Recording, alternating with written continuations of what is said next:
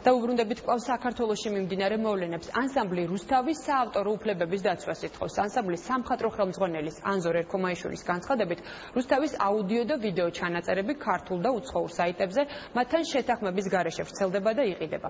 ერქომაიშვილის თქმით, მათი სიმღერების უკანონო გამოყენება სხვადასხვა ვებ-პორტალების მიერ წლების განმავლობაში გრძელდებოდა, ანსამბლს კი აქედან შემოსავალი არასდროს მიუღია.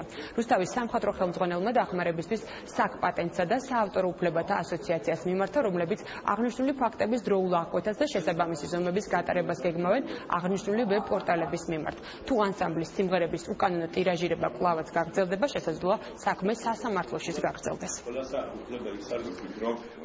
მოცემულ მომენტში ახლავთ ის რომ პროცესი რუსთავს ჩაწერილი აქვს 820 სიმღერა, 820 და ამდენი წლის განმავლობაში ნახევარი საუკუნე გადის აგერ რუსთავის არსებობიდან და ერთი კაპიკი რუსთავს აქედან არ აუღია ქართული ჩანაწერი. უცხოეთში იყიდება, არავის არ ეკითხებიან, არც ავტორებს, არც ქვეყანას. დადებული აქვს და აკეთებენ დიდ ფულს. აქ საუბარია მილიონებზე. ასოციაციამ გააკეთა ამაზე რეაგირება, მიწერა ყველა ასეთ ვებგვერდს, მათ შორის Amazon-საც.